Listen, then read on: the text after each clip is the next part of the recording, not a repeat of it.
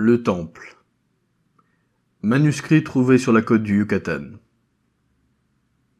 En ce 20 août 1917, moi, Karl Heinrich, comte d'Alberg Ehrenstein, lieutenant-commandant du sous-marin U-29 de la flotte impériale allemande, je m'apprête à introduire dans une bouteille cet ultime message écrit à partir d'une certaine position sur l'océan Atlantique, dont j'ignore les coordonnées exactes, mais qui, vraisemblablement, se situe à 25 degrés de latitude nord, 35 degrés de longitude ouest, et où mon bateau vient de faire naufrage.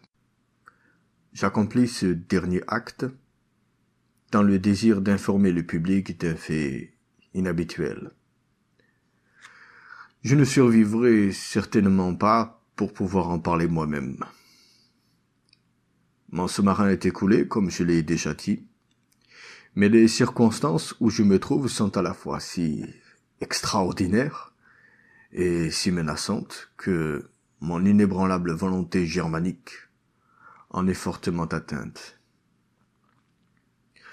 Au cours de l'après-midi du 18 juin, ainsi que nous l'avons signalé par radio au sous-marin U-61, en route pour Kiel, nous avons torpillé le cargo anglais Victory, parti de New York, pour Liverpool, à 15 degrés 16 minutes de latitude nord, 28 degrés 34 minutes de longitude ouest.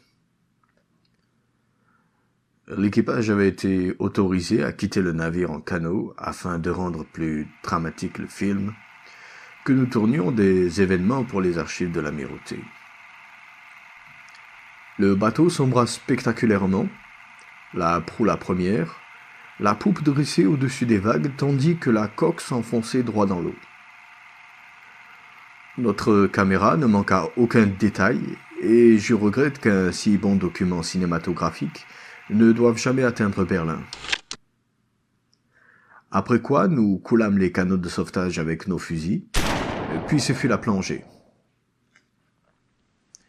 Lorsque notre sous-marin refit surface au coucher du soleil, nous découvrîmes sur le pont le corps d'un marin.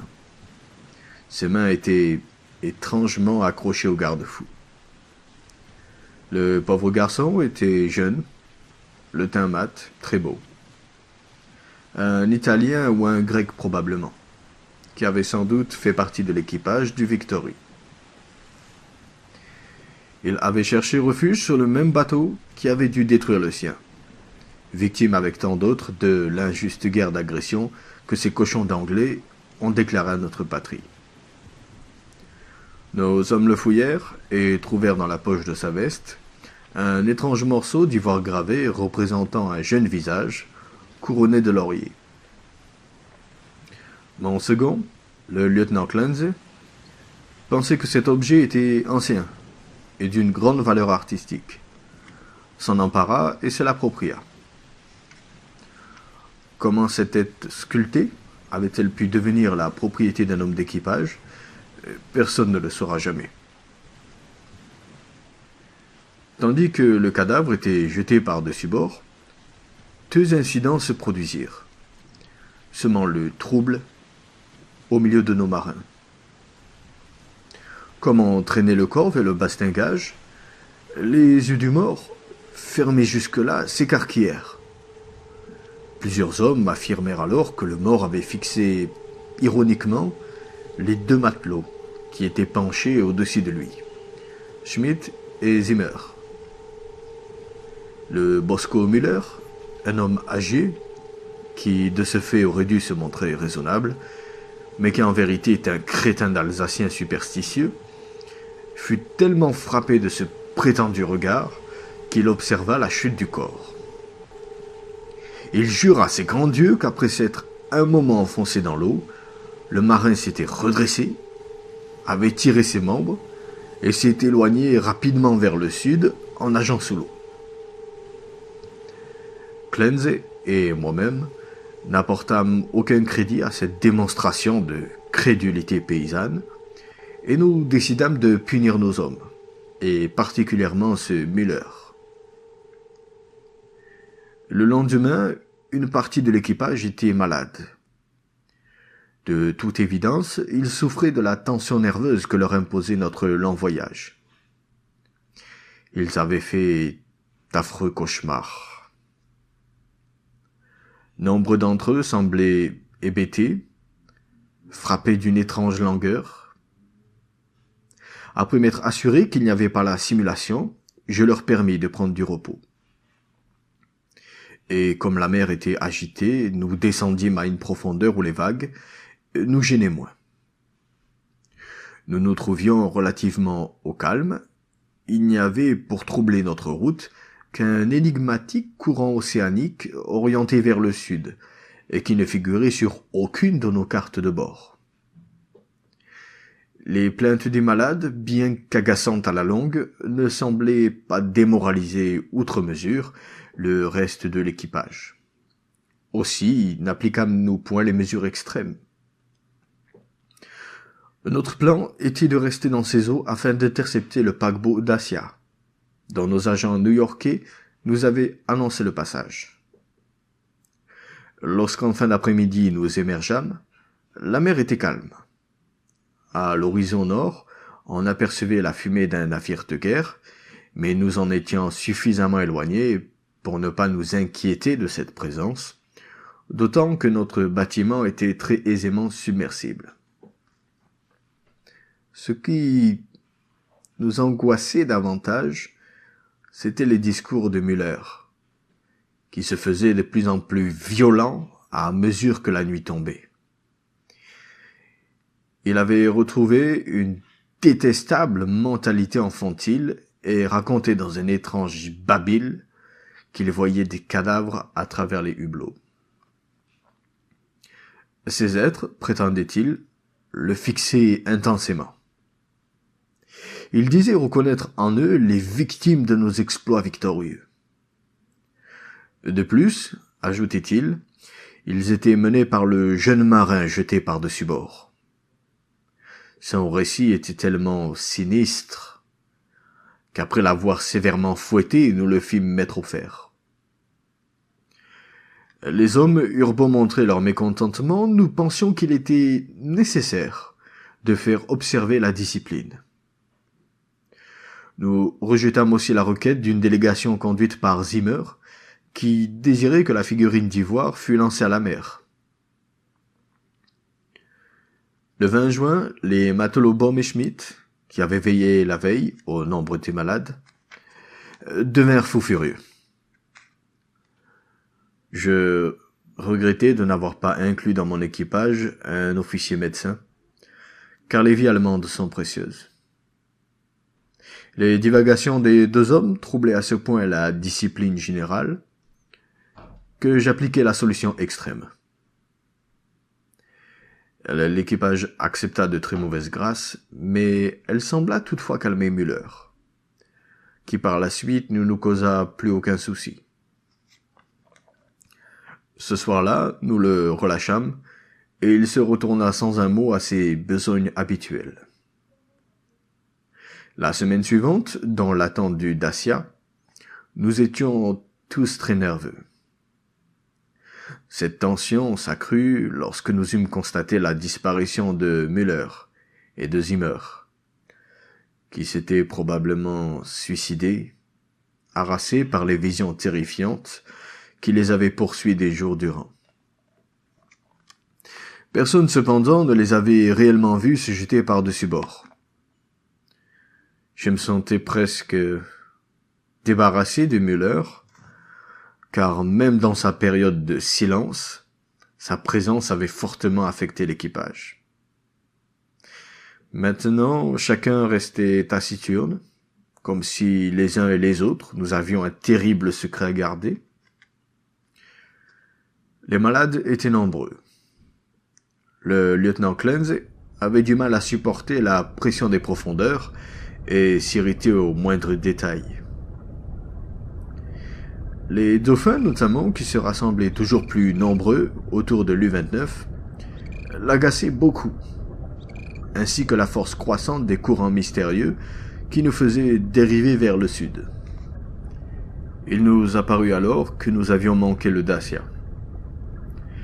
De tels échecs ne sont pas rares, et je fus, en mon fort intérieur, satisfait puisque je pouvais désormais rentrer à Wilhelmshaven.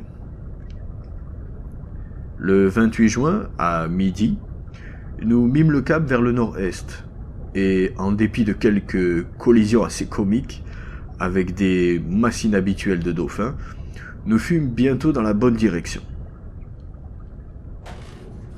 L'explosion de la chambre des machines, à 2 heures du matin, fut pour nous tous une étonnante surprise. Car les hommes, qui n'avaient jamais négligé leur tâche un seul instant, n'avaient jusqu'alors constaté aucune défaillance mécanique. Lorsque le lieutenant Clenze s'y engouffra, il trouva le réservoir de combustible et la plupart des appareils complètement détruits. Rabe et Schneider, les 2 mécaniciens, avaient été tués sur place. Notre situation était grave. Certes, les régénérateurs chimiques d'atmosphère étaient intacts. Nous pouvions utiliser les réserves d'air comprimés et les accumulateurs pour plonger ou remonter, mais il nous était devenu impossible de propulser ou de diriger le sous-marin. Chercher le salut à bord des canots de sauvetage, cela revenait à nous livrer à l'ennemi impitoyable de notre grande nation germanique. Le lendemain après-midi, un vol compact d'oiseaux de mer, venu du sud, nous survola, et l'océan alors devint furieux. Après avoir fermé les écoutilles, nous attendîmes les événements, et très vite, nous prîmes conscience de la nécessité de replonger, si nous ne voulions pas être submergés par les vagues. Nos réserves d'air comprimées diminuaient à vue d'œil. Nous souhaitions éviter de gaspiller nos ressources en électricité, mais nous n'avions pas le choix. Du reste, nous ne nous enfonçâmes pas profondément. Au bout de quelques heures, ayant constaté que la mer s'était calmée, je décidai de refaire surface. Mais le mécanisme de remontée s'était détérioré. Malgré l'ardeur de nos mécaniciens, il refusa de fonctionner. Cet emprisonnement sous-marin eut le don d'épouvanter les hommes, qui se mirent à marmonner des choses déplaisantes sur Clenze, car son obstination à garder la plaquette d'ivoire les contrariait. Il ne nous fut impossible d'obtenir le calme que lorsque nous les eûmes menacés de nos revolvers. Afin de les occuper et de les rassurer, nous leur avions donné l'ordre de s'acharner sur les machines, bien que cela fût parfaitement inutile. Clenze et moi-même dormions à tour de rôle. Ce fut durant mon sommeil, vers 5 heures du matin, le 4 juillet, que la mutinerie éclata. Les 6 cochons de matelots qui nous restaient, se doutant que nous étions perdus, avaient piqué une crise de rage folle lorsque 2 jours auparavant, nous avions refusé de nous rendre à un navire américain. Ils déliraient depuis, nous abreuvant d'injures, rugissant comme de vils animaux qu'ils étaient, brisant sans discernement meubles et matériels. Ils évoquaient sans trêve le visage du jeune homme qui les avait prétendument regardés avant de s'enfuir à la nage. Et ils maudissaient à longueur de journée la figurine de Clenze. Celui-ci, un rénan mou et efféminé, semblait paralysé. Il se révéla inefficace. Je finis par abattre les 6 hommes. C'était devenu nécessaire. Après quoi, je m'assurai qu'ils avaient tous été touchés à mort. Nous jetâmes les cadavres à travers le double sas. Désormais, Clenze et moi étions les seuls occupants du sous-marin. Mon second, très tendu, buvait immodérément. Il fut décidé entre nous que nous resterions en vie aussi longtemps que possible, en utilisant le stock abondant de nos provisions et nos réserves d'oxygène. Les boussoles et tous les appareils de mesure avaient été détruits. Nous ne pouvions plus définir notre position que d'une façon approximative. Par chance, nous possédions dans nos accumulateurs des réserves d'électricité pour les projecteurs et notre éclairage intérieur. En regardant par les hublots, nous apercevions jamais autre chose que les troupes de dauphins qui nageaient parallèlement à notre dérive. Sur le plan scientifique, ces dauphins-là m'intéressaient, car tous les spécialistes savent que le Delphinus delphis commun, qui est un mammifère cétacé, ne peut subsister longtemps sans air. Or, en surveillant étroitement l'un de ces nageurs 2 heures durant, j'ai pu constater qu'il ne refaisait jamais surface. À mesure que le temps passait, Clenze estima que nous dérivions toujours vers le sud, et nous nous enfoncions de plus en plus profondément. Nous nous consacrâmes à l'étude de la flore et de la faune marine, car j'avais emporté dans mes bagages personnels de nombreux livres sur ce sujet. Mon compagnon manquait de culture. Son esprit, qui n'était pas celui d'un Prussien, se perdait dans des considérations sans intérêt.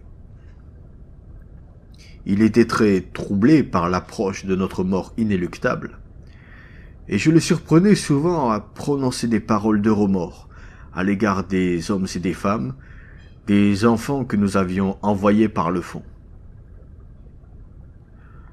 Au bout de peu de temps, il apparut franchement déséquilibré. Des heures durant, il fixait la figurine d'ivoire et délirait sur les choses perdues et oubliées sous les eaux. Parfois, à titre d'expérience psychologique, je l'encourageais dans ses rêveries, pour écouter ses interminables citations poétiques et ses récits de naufrage. J'étais malheureux pour lui, car il est toujours triste de voir souffrir un Allemand. Mais je jugeais qu'il n'était pas le compagnon avec lequel il m'eût convenu de mourir. Car je suis un homme fier. Je sais comment ma patrie honorera ma mémoire. Je sais que je servirai de modèle aux jeunes générations. Le 9 août, nous vîmes le fond, sur lequel nous dirigeâmes aussitôt un puissant projecteur. C'était une plaine ondulante, jonchée d'algues et de coquillages. Elle était parsemée de petits objets recouverts d'herbes marines et incrustés de nacre, et qui, selon Clenze, étaient des épaves antiques, gisant dans leur tombe. Il fut cependant surpris par un pic de matière solide, d'un diamètre de 2 pieds qui s'élevait au-dessus du lit de l'océan de plus de 4 pieds, avec des côtés plats et des surfaces lisses qui formaient, en se rencontrant, des angles très obtus. Pour ma part, je pensais que ce pic était une simple protubérance, mais Clenze me soutenait qu'il voyait des signes gravés. Au bout d'un moment, il se mit à trembler en détournant ses yeux de ce paysage sous-marin comme terrorisé. Pour se justifier, il me déclara que la vastitude des grands espaces, l'obscurité, l'éloignement et le mystère de ces abîmes océaniques l'avaient mené au bout de ses forces. Il était fatigué, physiquement et moralement, c'est un fait, et désormais inutilisable. Mais moi qui suis un Allemand de pure race, j'ai pu encore remarquer 2 choses. Et primo, que l'U-29 supportait la pression d'une façon magnifique. Secondo, que ces étranges dauphins nous suivaient toujours, à une profondeur où l'existence d'organismes aussi évolués est considérée comme impossible par les naturalistes. J'avais certainement du reste surestimé cette profondeur. Mais je savais que nous étions descendus assez longtemps et assez bas pour être sûr de ce que j'avançais. C'est le 12 août, à 3h15 du matin, que Clancy devint fou. Il s'était rendu dans la tour pour se servir du projecteur. Je le vis faire irruption, le visage complètement défait, dans la bibliothèque où je m'étais installé. Il se mit alors à crier avec une emphase étonnante. « Il l'appelle, il l'appelle ! Je l'entends, nous devons y aller. » Tandis qu'il parlait, il prit sur la table la figurine d'ivoire, l'enfouit dans sa poche, saisit ma main et essaya de m'entraîner vers le pont. En un éclair, je compris que son projet était d'ouvrir le sas et de plonger avec moi dans les eaux commettant à la fois un crime et un suicide. Je tentai de le calmer, mais il devient de plus en plus violent. « Venez maintenant, n'attendons pas, il sera trop tard. Il vaut mieux se repentir tout de suite et se voir pardonner aussitôt, plutôt que de défier et être condamné. » Je décidai de changer d'attitude et lui déclarai qu'il était en train de perdre la raison. « Si je suis fou, hurla-t-il alors, c'est merveilleux. Puissent les dieux avoir pitié d'un homme qui, dans sa dureté, peut garder son sang-froid devant une mort aussi atroce. Venez, soyez fous, pendant qu'il demande grâce encore. » Son explosion de révolte semblait l'avoir quelque peu soulagé. À la fin de sa déclaration, il s'était calmé. Il me pria de le laisser sortir seul si je ne voulais pas le suivre. C'était un Allemand, certes, mais un Rhénan, et fou par surcroît. En acceptant sa requête, je me débarrassai de celui qui n'était plus un compagnon, mais une constante menace. Je lui ai demandé de me remettre sa figurine d'ivoire avant son grand départ. Mais cela le fit éclater d'un rire si étrange que je n'insistai pas. Je m'informai auprès de lui afin de savoir s'il désirait laisser un souvenir à sa famille, une mèche de cheveux par exemple, au cas où je me tirerais de là. Il repartit de son rire singulier. Clancy grimpa à l'échelle, et je manipulai les leviers qui l'envoyèrent à la mort, qu'il s'était choisi. Lorsqu'il fut sorti du bateau, je balayai l'eau avec mon projecteur pour l'apercevoir une dernière fois, car je voulais savoir si la pression l'aplatirait comme il lui était logique, ou si au contraire, à l'instar de ces extraordinaires dauphins, il allait rester intact. Je ne réussis pas à voir mon dernier compagnon car les dauphins s'étaient amassés autour du sous-marin. Ce soir-là, j'ai regretté de ne pas avoir dérobé la figurine d'ivoire dans la poche de ce pauvre Clancy, car son souvenir me fascinait. Je ne pouvais effacer de ma mémoire cette tête jaune et belle, couronnée de feuilles, bien que de nature, je ne sois guère artiste. De plus, j'étais un peu fâché de n'avoir personne à qui parler. Clancy, bien que n'ayant pas mon intelligence, c'était mieux que personne. J'ai dormi assez mal cette nuit-là, et fini par me demander quand exactement tout cela finirait.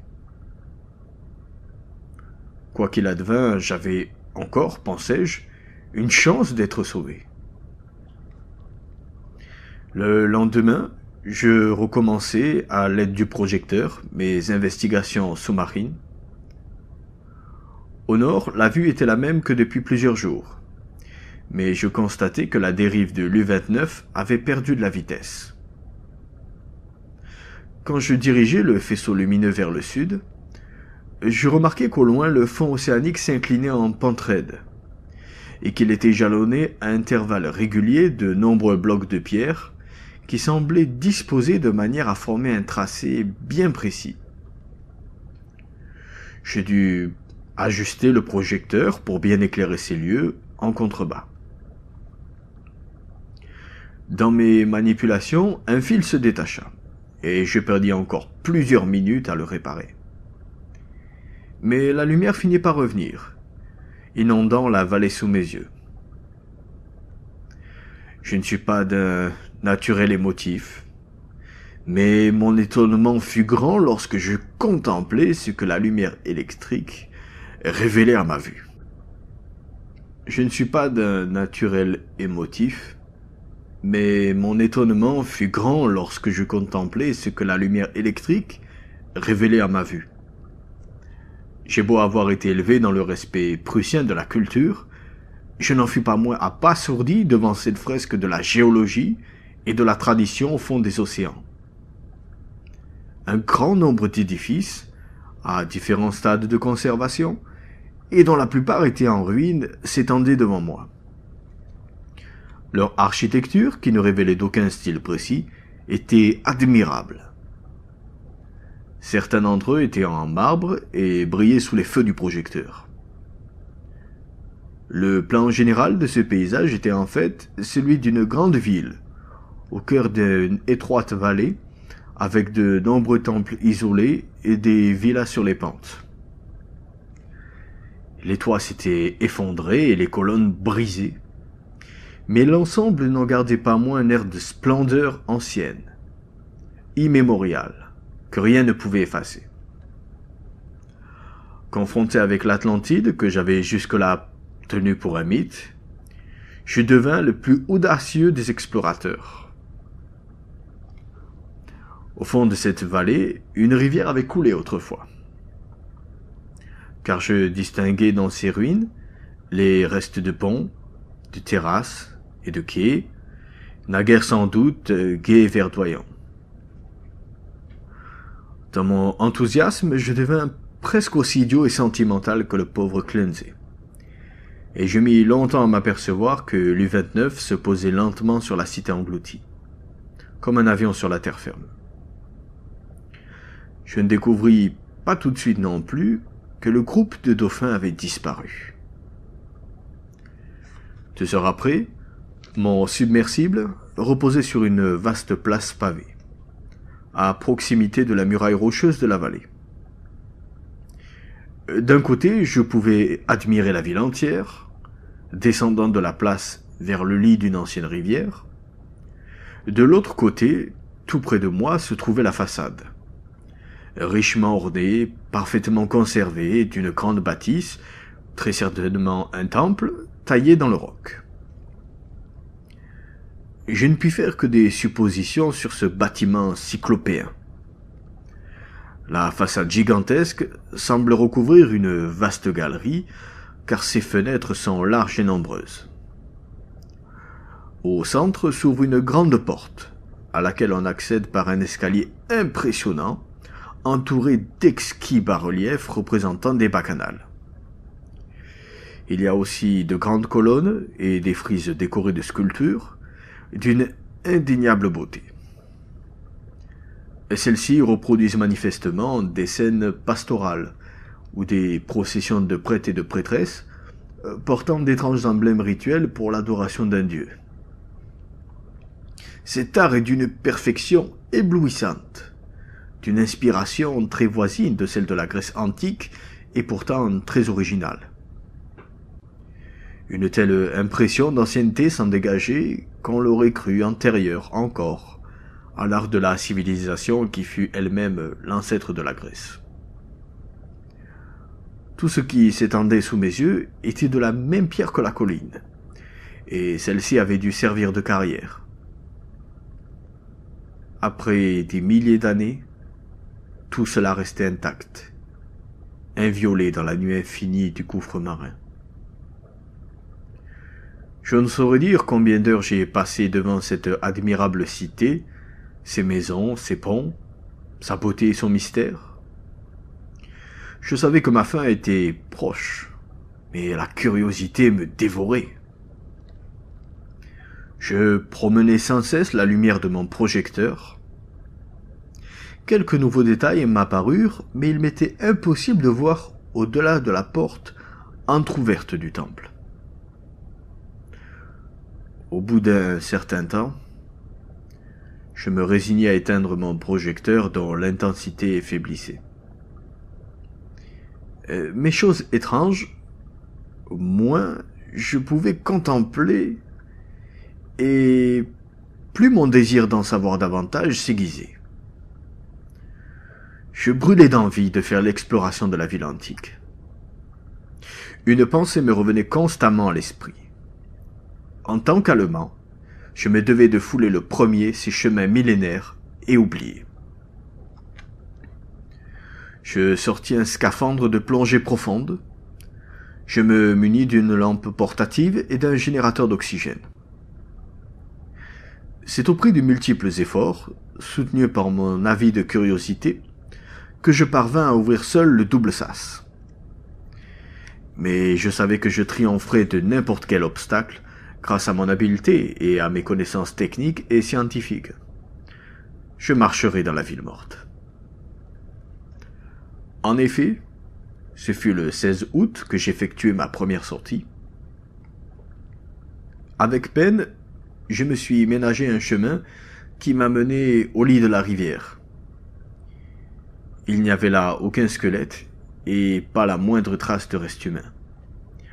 Mais je ramassai quantité de statuettes et de pièces de monnaie.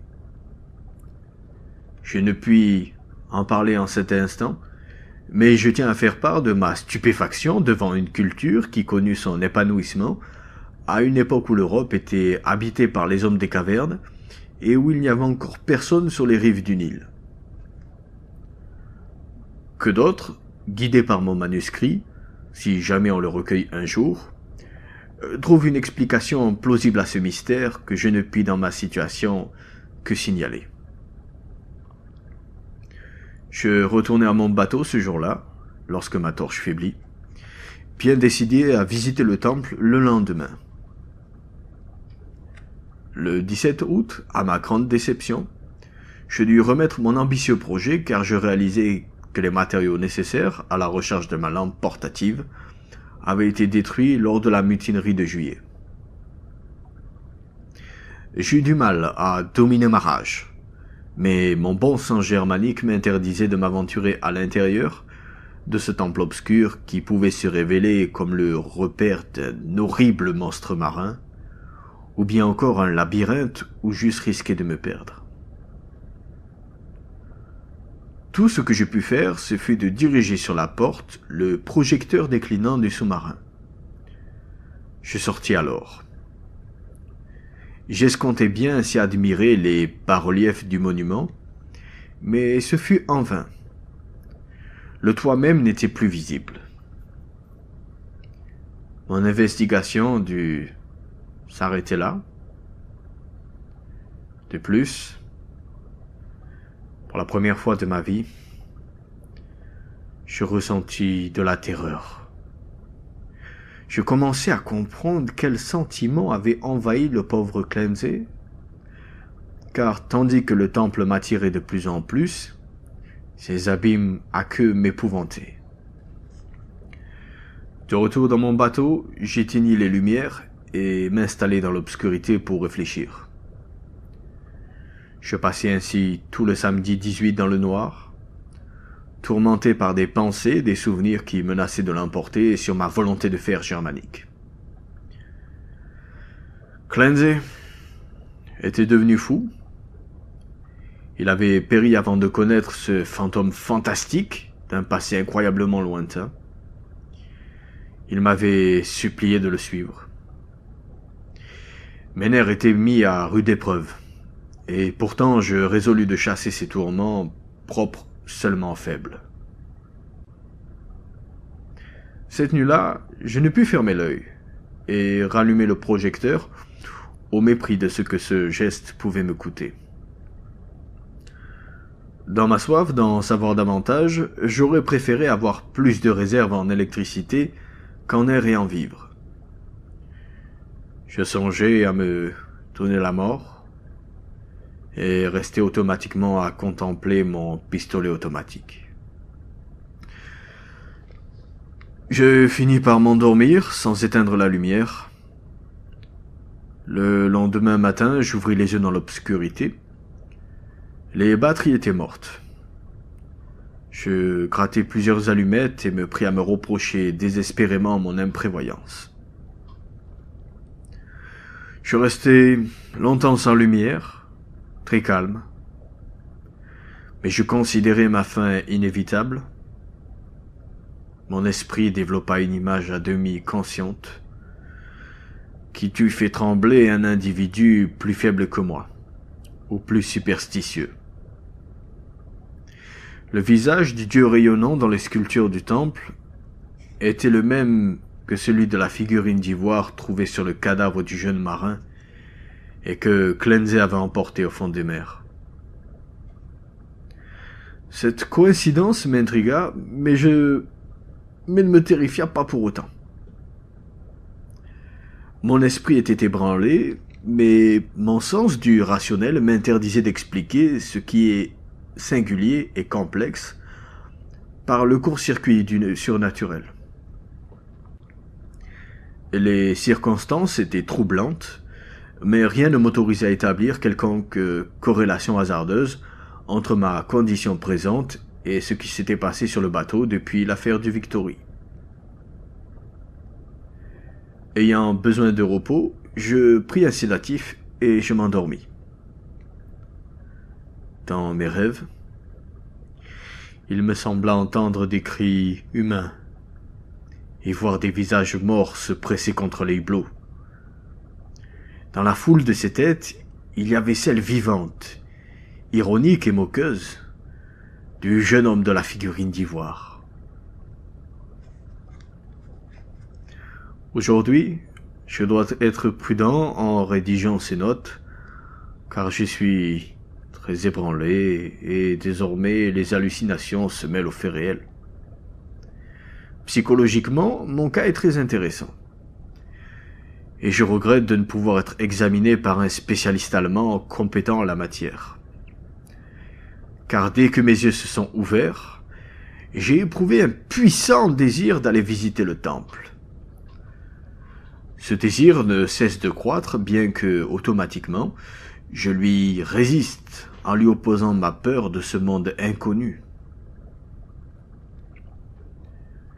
Puis survint une impression de lumière dans les ténèbres aquatiques, et il me sembla avoir vu une sorte de lueur phosphorescente par le hublot qui donne sur le temple. Cela excita ma curiosité, car je sais qu'il n'existe aucun organisme sous-marin capable d'émettre une telle luminosité.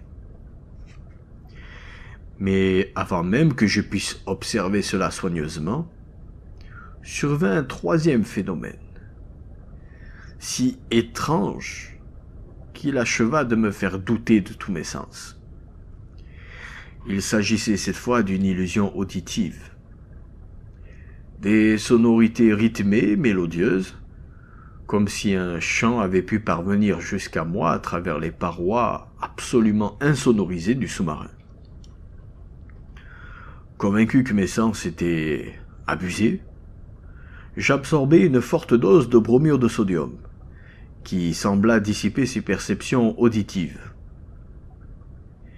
Mais la phosphorescence persistait, et j'eus peine à réprimer mon envie puérile d'aller jusqu'au hublot pour en chercher l'origine. Elle se faisait pourtant de plus en plus réelle, puisque grâce à elle, à présent, je pouvais distinguer autour de moi des objets familiers, comme le verre maintenant vide, dans lequel j'avais absorbé mon calmant. Quelques instants auparavant, ce verre était encore invisible. Je traversai la pièce pour aller le toucher. Il se trouvait effectivement à l'endroit où j'avais cru le voir. Je compris que la lumière était donc soit réelle, soit l'effet d'une hallucination si forte que je ne pouvais la dissiper. Aussi, abandonnant toute résistance, suis-je monté dans la tour. Peut-être était-ce un autre sous-marin qui me sauverait la vie. Je ne voudrais pas que le lecteur considère ce qui va suivre comme une vérité objective, puisque les événements que je vais décrire dépassent la loi naturelle. Ils sont certainement la création subjective de mon esprit surmené. Arrivé dans la tour, je m'aperçus que la mer elle-même était beaucoup moins lumineuse que je ne l'avais cru. Il y avait aux alentours aucun animal, aucun végétal phosphorescent, et la ville était fondue dans les ténèbres, invisible. Ce que je vis n'était pas spectaculaire, ni grotesque, ni terrifiant. Et pourtant cela me fit perdre le reste de confiance que j'avais en moi-même. La porte et les fenêtres du temple, sous-marin construit à même la colline rocheuse, rayonnaient d'une lumière intermittente, comme si, à l'intérieur, une flamme puissante brûlait devant un autel. Ce qui suit est pur chaos. En fixant cette porte, ces fenêtres, je devins la proie de visions si extravagantes que je ne pus même en faire le récit logique. Il me sembla, par exemple, distinguer des objets à l'intérieur du temple, des objets à la fois mouvants et immobiles. Il me sembla entendre à nouveau les chants étranges qui m'étaient déjà parvenus. Mes terreurs se concentraient sur le souvenir du jeune garçon venu de la mer et sur la figurine d'ivoire, dont l'image se répétait sur les frises et les colonnes. Je songeais au pauvre Clancy, à son corps au fond des eaux. Il m'avait prévenu de quelque chose, et il n'y avait pas pris garde. Mais il n'était qu'un faible Rhénan, incapable de supporter les ennuis qu'un Prussien endure aisément. Le reste était très simple. Mon impulsion à visiter le temple est devenue une irrésistible attirance à laquelle je ne pus m'opposer plus longtemps. Ma volonté allemande a perdu le contrôle de mes actes. C'est une semblable folie qui poussa mon second, détenu, sans protection dans l'océan. Mais je suis un Prussien, un homme sensé, et j'utiliserai jusqu'à la fin ce qu'il me reste de volonté. Quand il m'est apparu que je devais y aller, j'ai revêtu mon scaphandre. Je m'apprête à confier cette relation hâtive à une bouteille, dans l'espoir qu'un jour elle parviendra au monde. Je n'éprouve aucune crainte. Les prophéties du pauvre Clancy me laissent indifférent. Ce que j'ai vu ne peut être vrai. Tout ceci vient de ce que je n'ai plus d'air et que je suffoque. La lumière du temple est simple illusion. Et je vais mourir calmement, comme un Allemand, dans les profondeurs noires et oubliées. Le rire démoniaque que j'entends vient de mon esprit épuisé. Aussi, vais-je ajuster avec soin mon scaphandre et marcher hardiment vers ce sanctuaire primitif,